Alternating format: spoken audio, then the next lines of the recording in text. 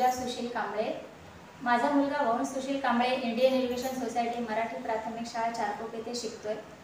शाळेमध्ये नवभारत साक्षरता अभियान राबवलं तेव्हा मला स्नेहल आयरेबाईंनी संधी दिली की स्वयंसेवक होण्याची आणि आमच्या या शाळेमध्ये जे काही असाक्षर मिळतील त्या मुलांना त्या पालकांना शिकवण्याची।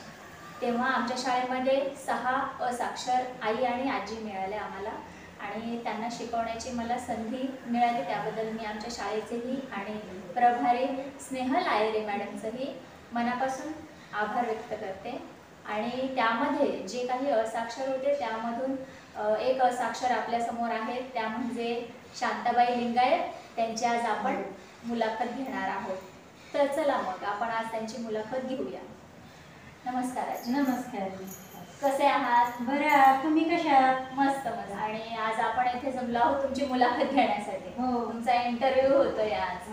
तर असाक्षर म्हणजे की ज्यांना लिहिता वाचता येत नाही असे आपण शोधले होते असाक्षर।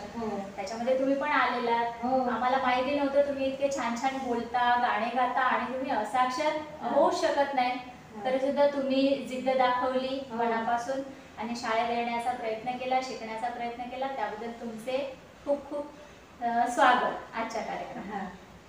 थँक्यू। मग तुमचं बालपण कुठे गेलं? माझं बालपण जालन्यामध्येच गेलं आमचं। अच्छा, खेडेगाव होतं की नाही, सिटीच आहे। पण म्हणजे शिक्षण घेण्याला म्हणजे मला म्हणजे संधी नाही मिळाली। कशी की बहिणीचे मुलं लहान होते।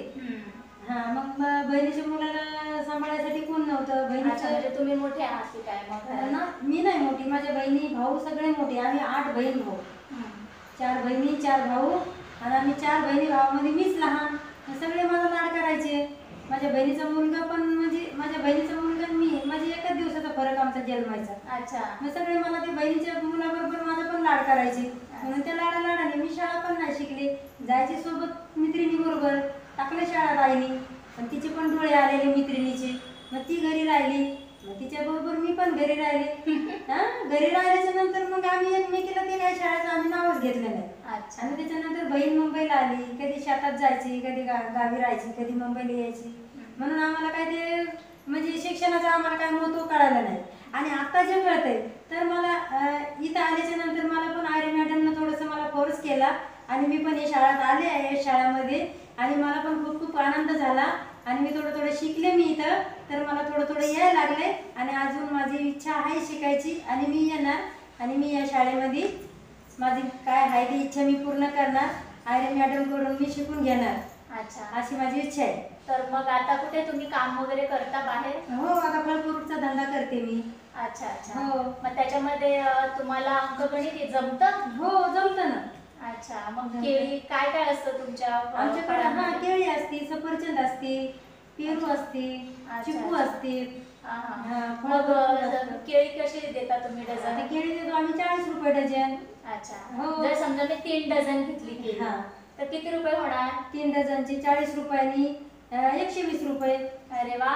आणि मग आता समजा मी तुम्हाला ते पैसे देणार, तर मी पे जर करायचं असेल माझ्याकडे तर तुमच्याकडे आहे गुगल पे? हो, पेटीएम आहे ना।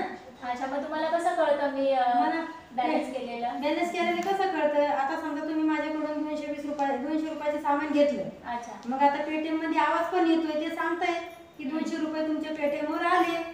ते पण कळतं। जर समजा पेटीएम मध्ये चार्जिंग जर नसेल तर पेटीएमचा आवाज येत नाही।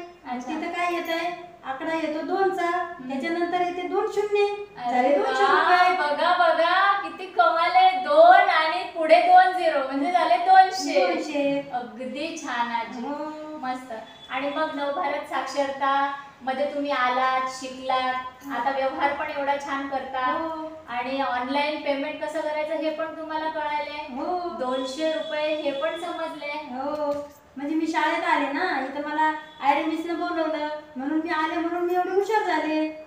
मग मला पण कळायला लागलं की आता 2चा आकडा लिहायचा, त्याच्यानंतर 2 लिहायचे, 2 शून्य लिहिले का मग ते 200 रुपये झाले। अच्छा, मग आता तुम्ही साक्षर झालात, एवढं छान छान करताय, पुढे शासनाला असं काय तुम्ही सांगू शकता का? हो, काय सांगू शकता ना आम्ही की मी या शाळेमध्ये आले, आयरे मिसनं मला थोडं मध्ये शिकवलं, मग ते मी लक्षात घेतलं, मग त्या हातात लेखन घेऊन मी शिकले थोडं, मग मला यायला लागलं। अच्छा, हो. परीक्षेचा अनुभव कसा होता तुमचा? आपल्या परीक्षेचा शाळेमध्ये अनुभव परीक्षा पण झाली छान होती. होता, छान होता. परीक्षेचा पण अनुभव मला छान झाला. अच्छा. हो. आणि त्यामध्ये तुम्ही मेन म्हणजे पास पण झालात, हो. हे खूप महत्वाची गोष्ट हो, हो. आहे ना. पास आणि पण झाले ना, मला पण आनंद वाटला ना, म्हणून मी परत आले आता. हो. शिकायचं की नाही मग यापुढे आणखी? मला तर खूप शिकायचंय अजून तर मला शिकायची इच्छा आहे, मला शिकायचं. चला, धन्यवाद. हो. आजची मुलाखत इथे संपली धन्यवाद. असं मी सांगते आणि आजींचेही खूप खूप आभार. त्यांनी आपल्याला वेळात वेळ काढून संधी दिली, वेळ दिला. आई, खूप खूप धन्यवाद. थँक्यू. तुम्ही पण मला इथे शाळेत बोलवल्याबद्दल मी पण तुमचे आभार मानते आणि तुम्हाला पण थँक्यू.